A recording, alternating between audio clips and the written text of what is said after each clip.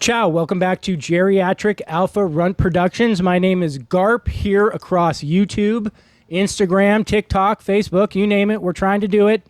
And I need you guys to help me out by liking, commenting, subscribing to the station. We finally broke through 1,000 subscribers, which means that we can start to do some fun stuff with this. I don't have delusions of grandeur about what this can become. But certainly now that we have 1,000 subscribers, we can start to monetize and do some fun things, maybe get some sponsors. So again, smash the like button and help us out, will you? And today, I have a special guest. It is my professor from Lake Travis, Six Blades, and it is Leonardo Souza. Is that the right way to say it? Yes, Leonardo Souza. All right, fantastic. In English and in Portuguese is Leonardo Souza. Fantastic. How long have you been here in the States? So that's my second month now. Oh, wow. Yeah, I just moved to here. Holy moly, I did not realize you were that fresh. Yeah. What did that entail coming here? Did you have to get like a whole, I mean, gosh, what does that entail to come to a new country? Do you have to just get a passport?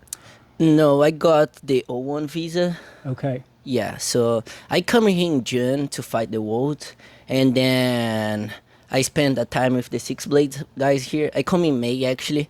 And then I met Steve and Vitor, and they invite me to come to train with them and work here, Yeah, that's why I come to here. So you've been here for 2 months, and was it hard to get that work visa? I mean, a lot of people must want to come here and I mean, was it a process to get a visa like that? Yeah, you need to get a lawyer, and they do all this process by the lawyer, Fantastic. Yeah. So when you did Worlds, that's in Vegas, obviously? No, the Worlds with no gi is in Vegas, but with gi is in Los Angeles. Oh, okay. That's right. Yeah. That's right.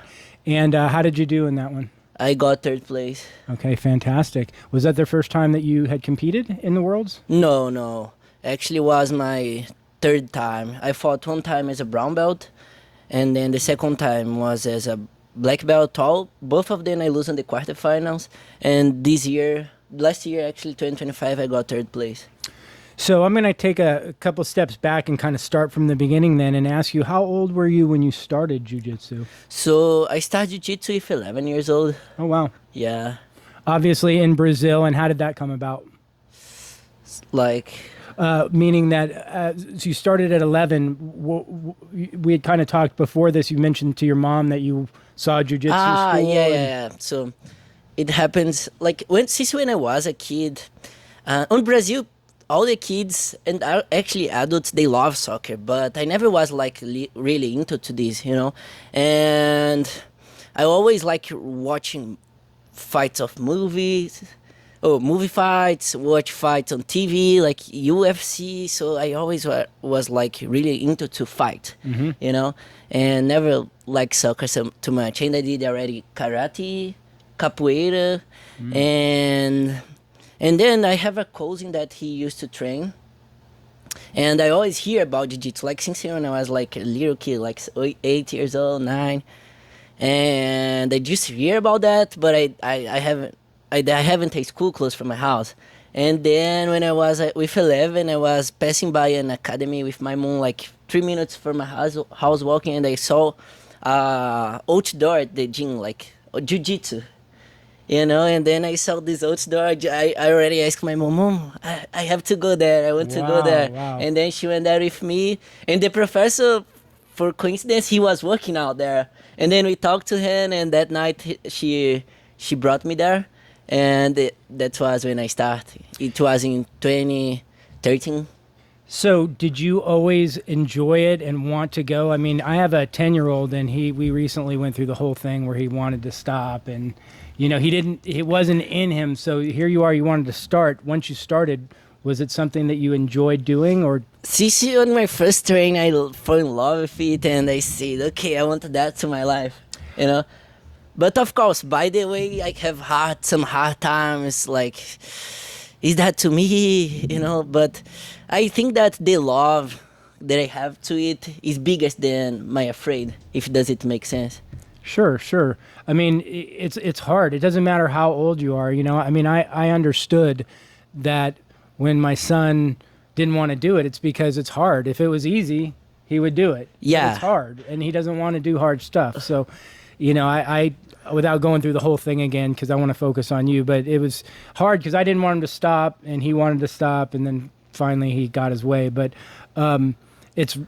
you know, I saw other kids in the class that were 10 to 15 that wanted to be there. They looked forward the same way that I would look forward to going to, say, Little League Baseball when I was a kid. I looked after school. I couldn't wait to go, right? Right. So how long were you, I mean, since you started young, I guess the bigger question is, when did you become a blue belt? How old were you about? I was 15. Okay. And I assume then you got like, you know, gray and white, you know, like all the kids' colors and stuff along the way. I spent 1 year as a brown belt, as a white belt, and then 2 years, 1 year as a orange belt, and 2 years as a green belt. Okay. And then once you became blue belt, how long were you at blue belt? 2 years. Okay. And I got my purple belt with 17. And so then were you competing as a blue belt and as a purple belt? I started to compete actually as a orange belt with 13 years old. So as a kid. As a kid, yeah. I have been training, competing for... No, I have been competing for almost 11 years. This year, it'll be 11 years because I started competing 2025. Oh, 2015. So you must enjoy it or you would not do it. Do you enjoy competing?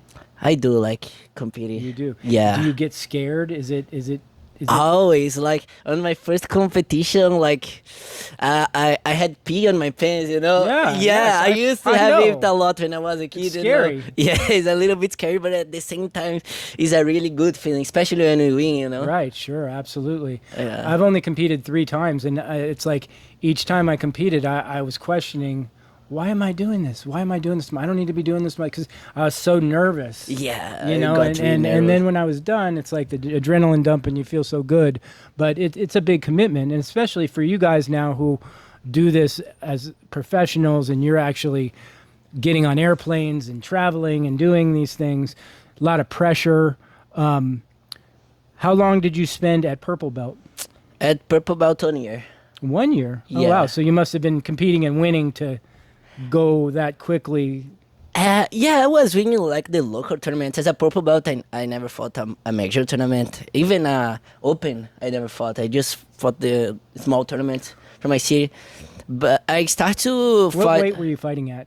now, lightweight, and some opens on medium weight. Okay, and that's 168 below. Yeah, 168. Okay, and when you were younger, you were lighter than that. Yeah, I fought in all divisions: rooster weight, Sure, I can imagine. light, feather, light. Now medium, but on the major, I go down to lightweight. Yeah, and I can assume then that you're dieting and stuff because you're probably walking at higher than 168, right? Yeah, and I have a fight coming up like in 3 weeks on the IBJJF Grand Prix Nogi. I have a super fight there. Yeah, and I need to. Is lose that some Victor's weight. card? The card that Victor's on? Oh, yeah. okay. But he'll fight the GP, and I will have a super fight there. I will do a super fight. Oh, I did not even know that. How exciting. I Yeah. can't wait. I'm going to have people here That's to good. watch. Let's yeah, get well, it. I'll be here watching you. I didn't Yeah. know you were going to be on that one. I will have a fight there. Is that the first time you've done any sort of a like pay-per-view or like a super fight like that? A bigger super fight that will be my second time, because the first time was last year on BJJ Stars in São Paulo against a really tough guy, the Migran. And yeah, I had a good match there. I lose, but it was good, you know. And what's your mindset when you're going in?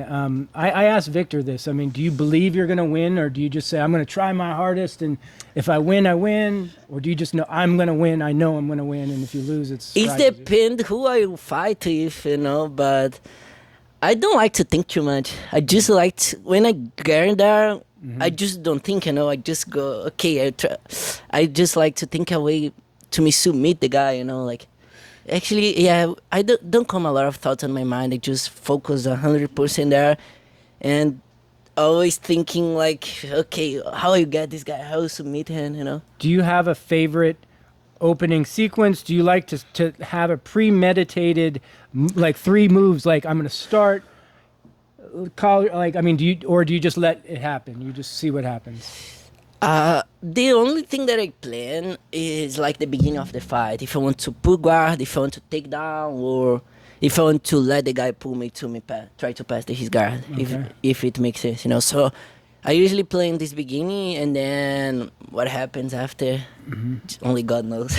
Do you are you able to on your opponent that's coming up in 3 weeks? You've obviously seen tape on this guy, so it's not a surprise. You kind of know his game. You know Yeah, who he yeah, is? I know. I Okay. have studying here, and yeah, we we have a plan, Okay.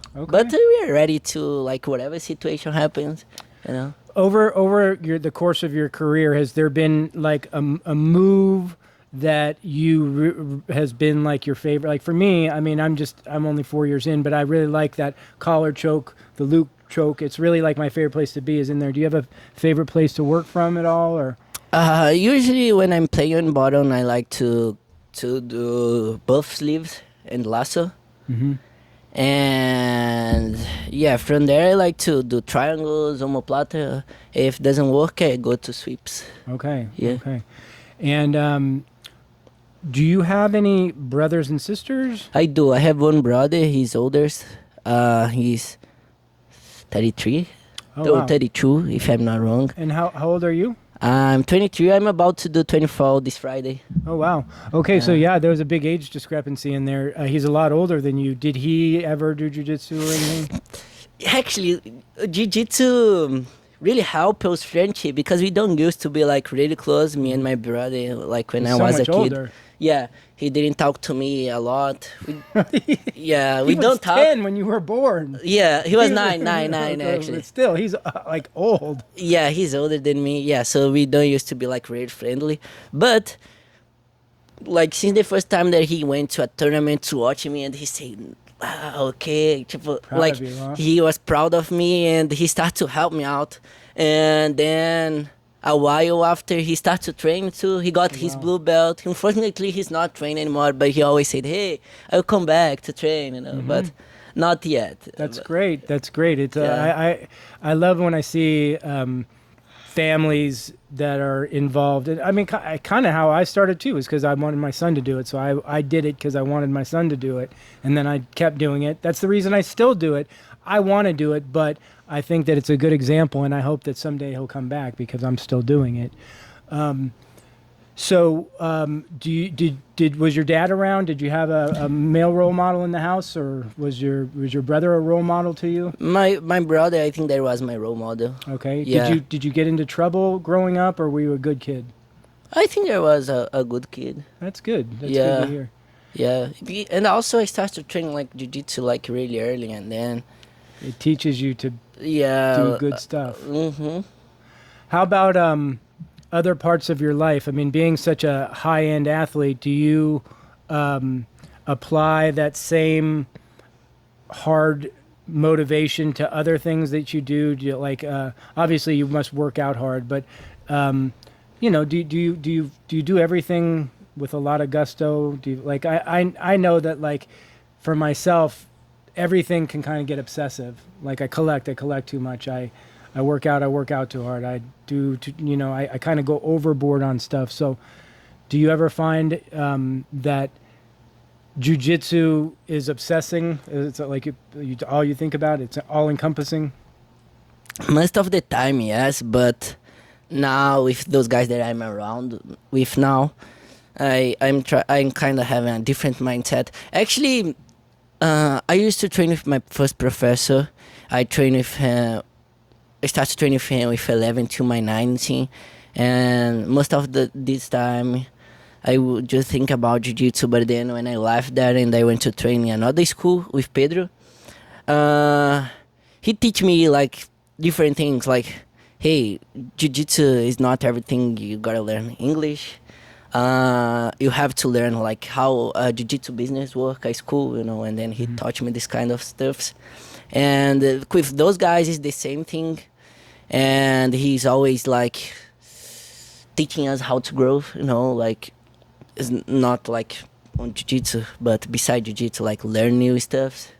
So It's yeah. pretty amazing the way that so many of the jiu-jitsu guys come here and they don't speak any English, and they have to kind of start from scratch. How old were you when you started speaking English? I started to learn English with 19, but was not really often. But then, yeah, I learn English by myself most of the time. Of course, I have some class. I have some teachers, by the way, but yeah, I was like by myself. So you've been here for 2 months. Yeah. In that 2 months, I'm sure your English must have improved a lot in just even 2 months, right? I mean, because you just have no choice but to. I almost kind of wonder: are you understanding everything that I say all the time, or you just kind of get some words sometimes and know the Oh, gist? Or you I'm get getting most of it?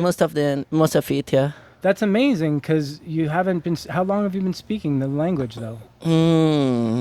I think that the time that I really start to improve it was in 2023, the first time that I came here to the US, and I spent 2 months around with some friends and training, and like with a lot of people from here, and then I start to talk to them a lot. Yeah, that's how, like, when I start to learn, like in 2023, and then I came in 2024 for 2 months too, and training and around people who speak English, and they just start to grow, to develop my English, and then I start to do English private class, and the teachers who was teaching me really helped me with my English. Yeah, that's the way that I start to learn, and then movies, reading, Huh? Yeah, Watching movies. yeah, watching movies. Watching movies because you kind of see what's going on and you assume what they're saying. And Yeah. you're learning. That's interesting. Okay, so when you were in Brazil, is there Six Blades? There are obviously Six Blades academies, but were you working out at a Six Blades academy in Brazil? No, no. I used to go there to train, but I was working in a place. The name is Viver Bem Atuave. Viver Bem is like, I don't know, maybe life well, Atuave. You know what I mean? Jiu-jitsu. And We call Jiu-jitsu Atuave, the soft art. the soft art. Okay. Yeah. And how did you end up though with the Six Blades guy? They saw you competing and they said like they thought you were a good prospect, a good talent, and they came talk to you, or The Six Blades guy. When I switch my gym, when I start to train with the other guy Pedro, he fight on the Six Blades. oh, okay. Yeah, so I start to fight as a Six Blade too. So And I can imagine Shanji's pretty legendary in Brazil, right? he is like, sometimes start to think like, imagine that I'm like living around those guys. It's kind of fair dreaming back in the days, but Yeah. now I'm having it as kind of a dream, Yeah, it's like a dream even come being true. hard. Yeah, it's not easy, but it's a dream become true for Well, sure. even for guys like me who's old and a hobbyist and doing just for fun, it's such a pleasure to hang around with guys like you and Victor who are professionals and doing this at the highest level, and we get to participate in that. And like when you guys compete and we're all going to be here watching, we're part of it, and it's very special because again at 55 you don't get to be parts of teams. It's like you're young, so this is what you've been doing your whole life. When Yeah. you're 55, you're not on many teams where you have this camaraderie and you have this brotherhood, and these things kind of start to go away. So it's a wonderful thing to feel a part of, to see you guys win. I think that it's like a big community. For sure. That's really good to be part of this big community. Yeah. Yeah. I recently Mike White, who's older guy like myself, Yeah. he won Worlds, and for me, I got a lot out of that. That was pretty cool. It's very inspirational that at our age you can still go out and become a world champion at something. You know what I mean? Yeah. It's pretty cool. And to give this opportunity. Right, Yeah, right. that's the true. opportunity to do something like that is pretty special. What is the most important thing to you about jiu-jitsu? Is it the discipline? Is it about technique? Like your big message? If you got to tell the audience, like, what's jiu-jitsu for you? Jiu-jitsu for me is my lifestyle, and it's not about technique. I think that the biggest part is like the community that you have around. Like, for example, the first time that I went to train, after training, the guys they like invite me to go eat pizza with them, and then they come to my home and take my to my mom. Hey, can we bring them to eat pizza? And it was like really funny to me. And they said, "Oh, I like it," and they are treating me like really well, you know. And yeah, like the community, I think that is one of the most important part. You know? Absolutely. The Most funny part. Yeah. the brotherhood aspect. Do you drink alcohol? Sometimes, rarely. Good. Yeah. That's good, because that was like one of the things that so many young athletes fall into that rut where they abuse alcohol and drugs, and it can really stunt your progress in not only life but especially in any sort of an athletic career. I agree. Did you happen to see the movie recently with The Rock that was about Mark Kerr? Mark, no. The Smash Machine. It was just out at the movie theaters. I just watched it the other day, and it was another story about an MMA guy, Mark Kerr, in the beginning of the UFC, and he got tied up in drugs, drinking too much, and it ruined his career, ruined a big part of his life. I mean, it's funny because if he wouldn't have fallen in that rut, he could have been probably one of the greatest of all time. But yet, do you even know his name, Mark Kerr? Have you even heard? So you don't even know who that is, Mark Kerr. He's a famous guy. He's older though, so I'm not that surprised. Probably I have heard about him. Same but- story though.